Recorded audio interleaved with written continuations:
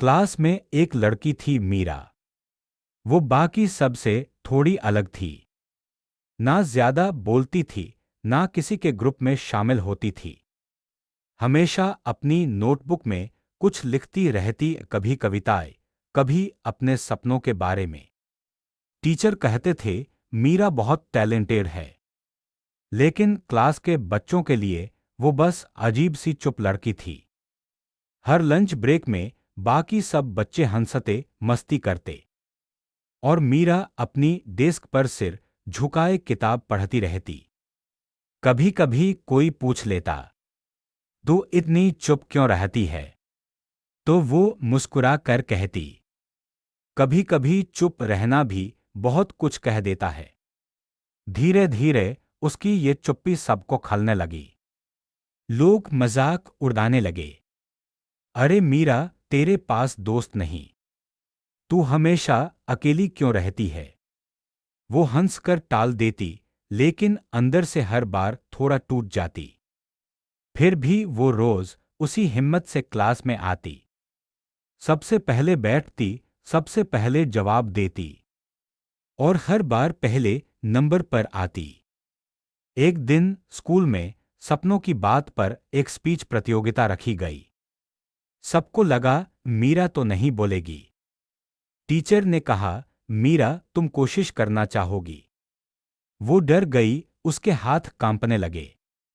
उसे याद आया जब उसने पहले भी माइक पकड़ा था और पूरी क्लास हंसी थी। पर इस बार वो चुप नहीं रहना चाहती थी। उसने पूरी रात खुद से लड़ते हुए अपनी स्पीच लिखी। सपनों को आवाज दो।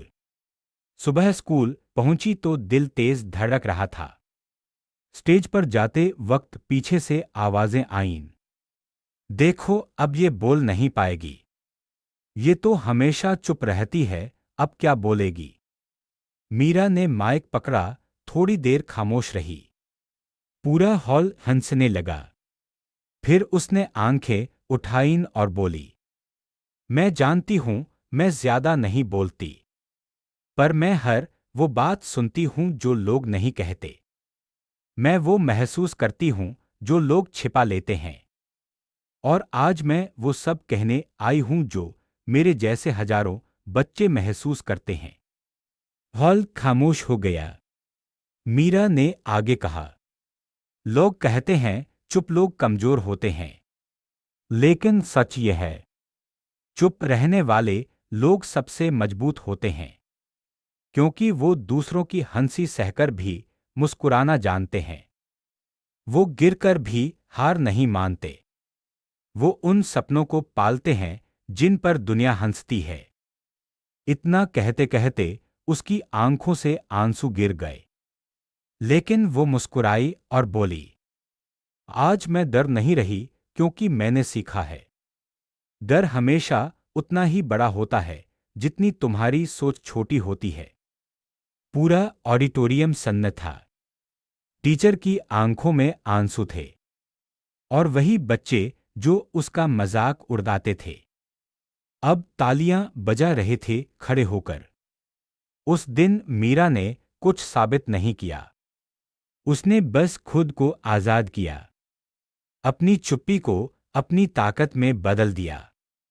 वक्त बीतता गया। मीरा स्कूल की बेस्ट स्पीकर बन गई। फिर कॉलेज में उसका नाम हर अखबार में छपने लगा। लोग कहते, यार, वो तो पहले चुप थी, अब तो पूरे देश को बोलना सिखा रही है।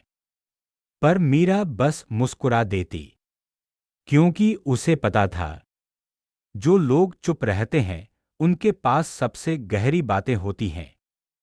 अगर तुमने भी कभी खुद को अकेला महसूस किया है, अगर लोगों ने तुम्हारे सपनों का मजाक उड़ाया है, तो याद रखना, तुम्हारी खामोशी तुम्हारी कमजोरी नहीं, तुम्हारी पहचान है। एक दिन वही खामोशी तुम्हारा सबसे बड़ा जवाब बनेगी। अगर ये कहानी तुम्हारे दिल को छू गई हो, तो कमेंट में लिखो, मैं भी अपनी खामोशी से दुनिया बदल दूंगी।